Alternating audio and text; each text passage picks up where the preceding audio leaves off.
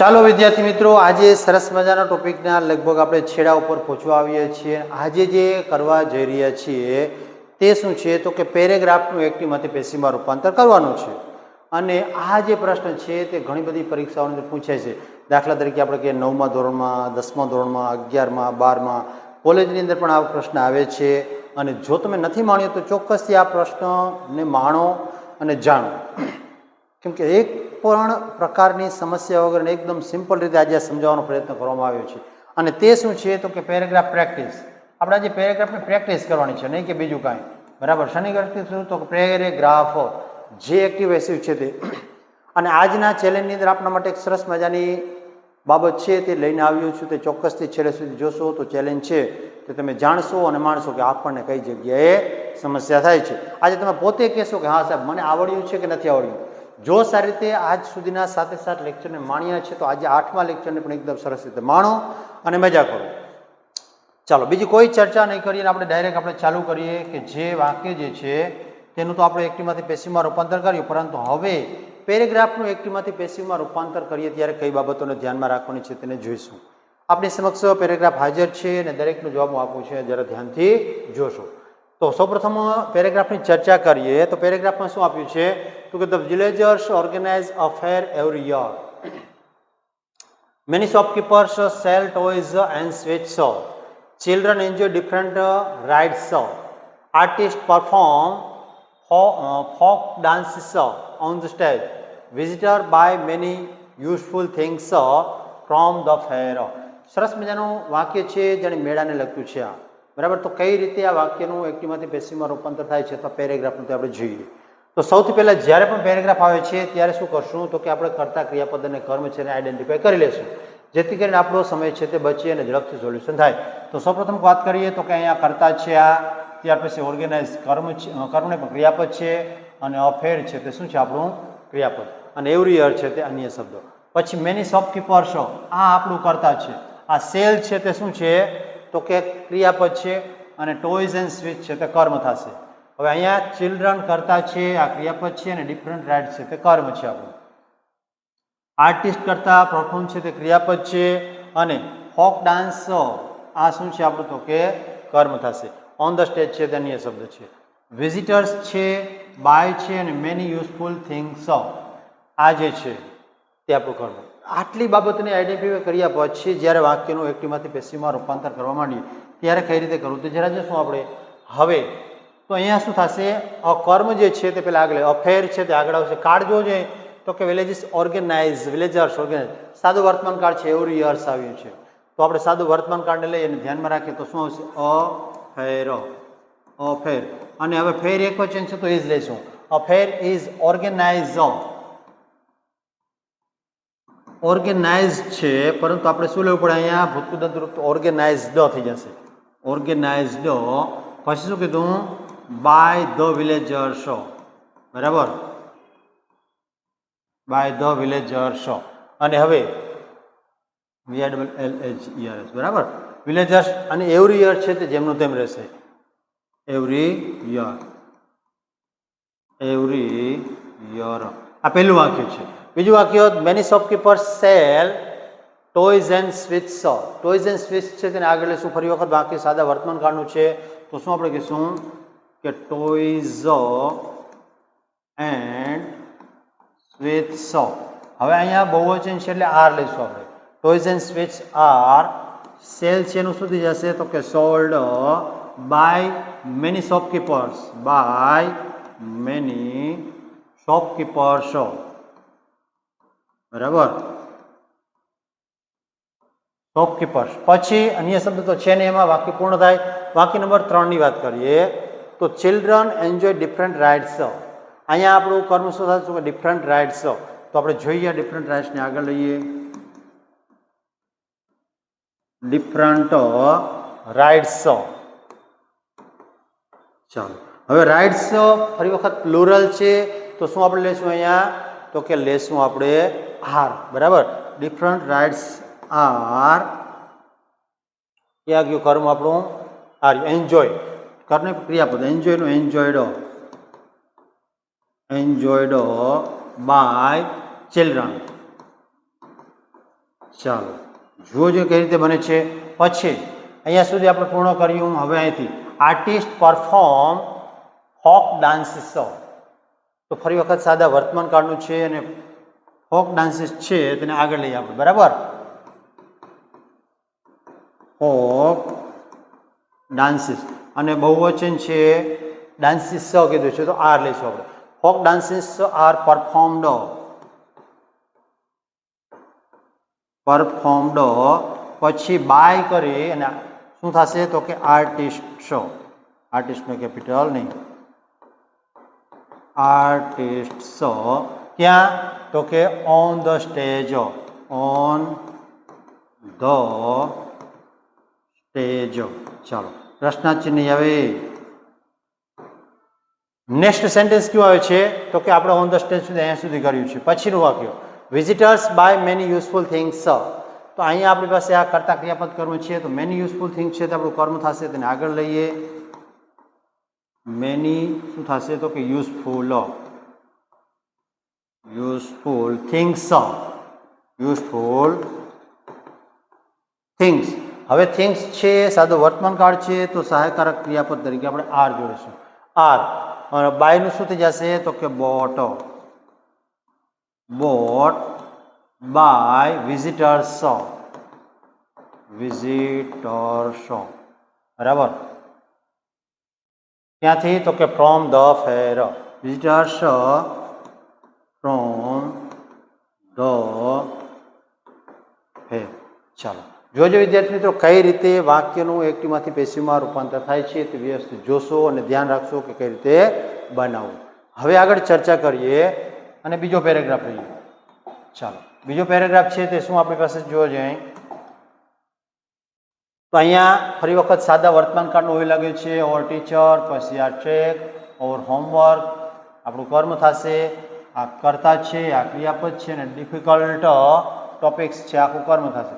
The students, પછી ask, many questions, they completed, પછી the class work આટલું.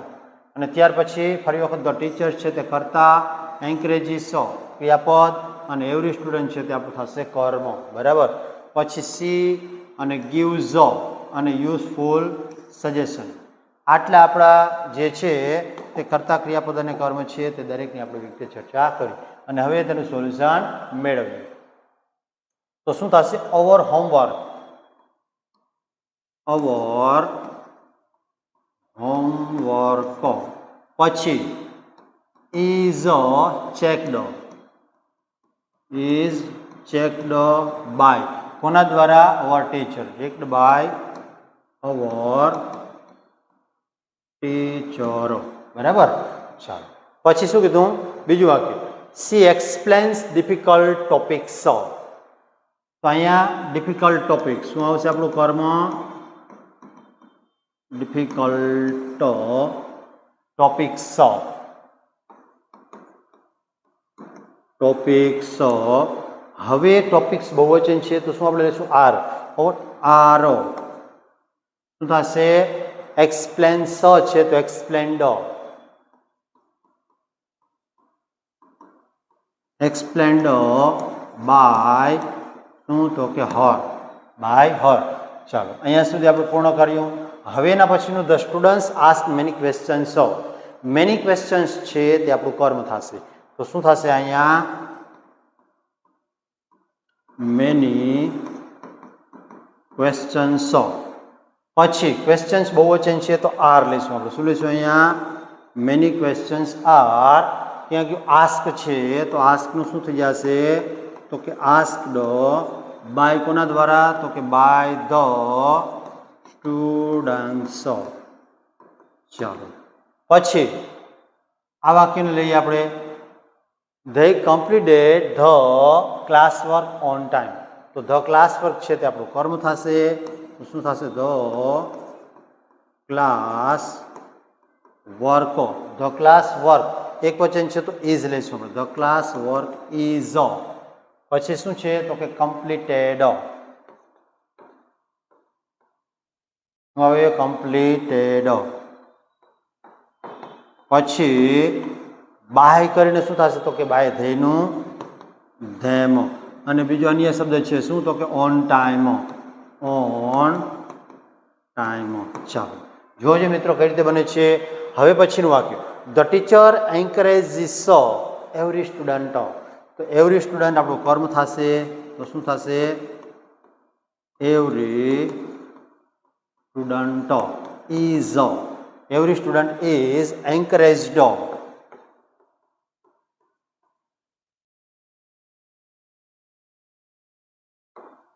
શું થશે? એન્કરેજ્ડ. પછી બાય કરીને કોના દ્વારા? તો કે by the teacher, by the teacher. ચાલો જોઈએ વિદ્યાર્થી મિત્રો સમજાય છે કે કેમ છે તે જરા મને કોમેન્ટમાં આપતા રહેશો.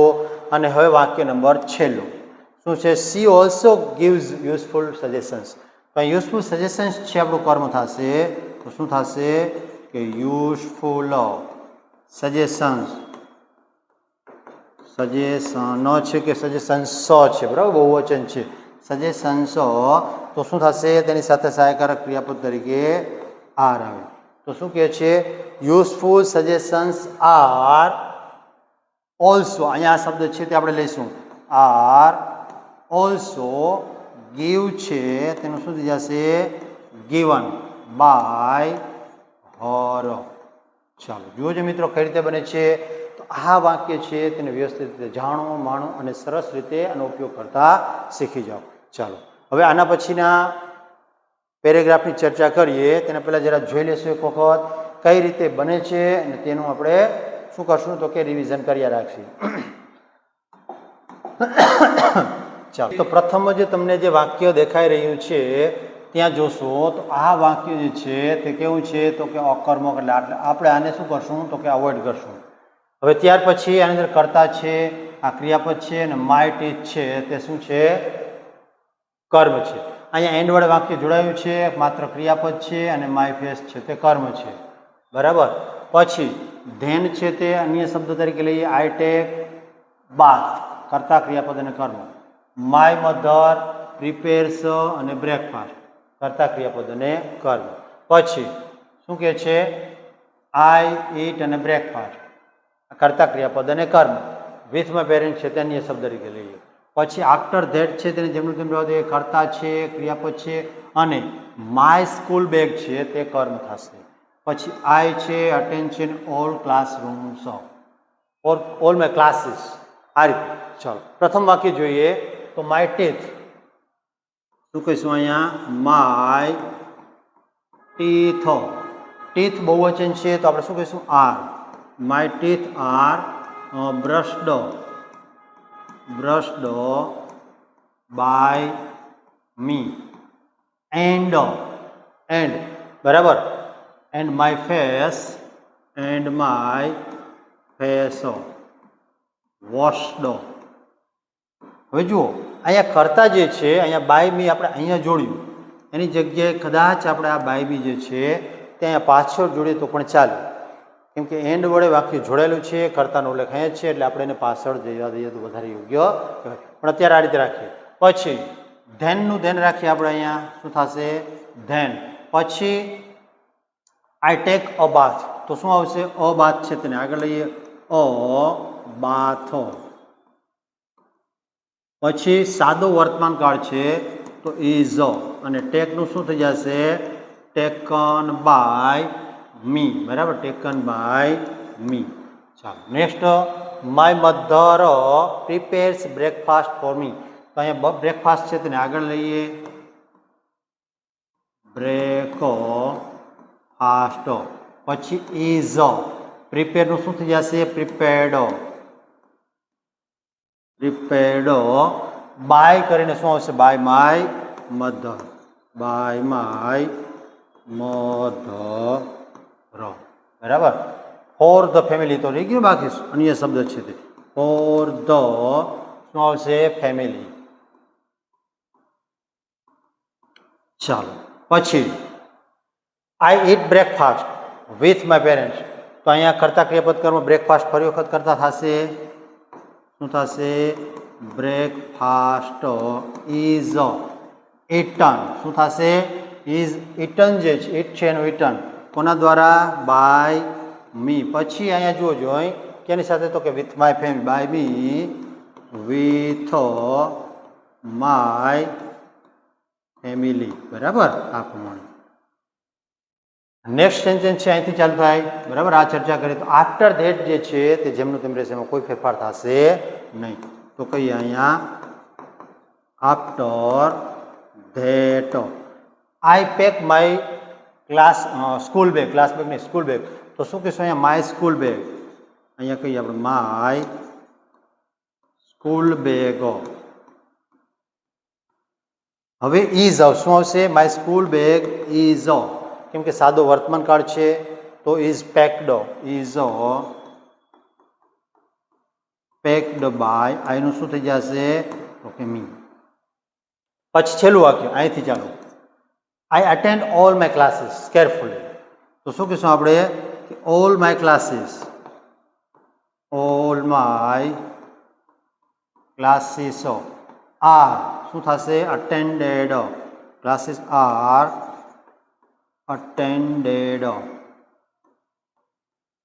attended by me carefully. બરાબર, કેરફુલી. જોજો મિત્રો કઈ રીતે વાક્ય છે તેનું એક્ટિવમાંથી પેસિવમાં રૂપાંતર થાય છે. બીજી બાબત, જો કંઈ તકલીફ પડે તો એનો સ્ક્રીનશોટ લઈ અને એક ફેરી તમારી જાતે જોઈ અને પ્રયત્ન કરો. બરાબર, તમારી બુકમાં લખો, વ્યવસ્થિત રીતે આનો અભ્યાસ કરો જેથી કરીને ખ્યાલ આવે. હવે વાત આવે છે તમારી ચેલેન્જની. જોઈએ આજની ચેલેન્જમાં કેટલા વિદ્યાર્થીઓને સફળતા મળે છે.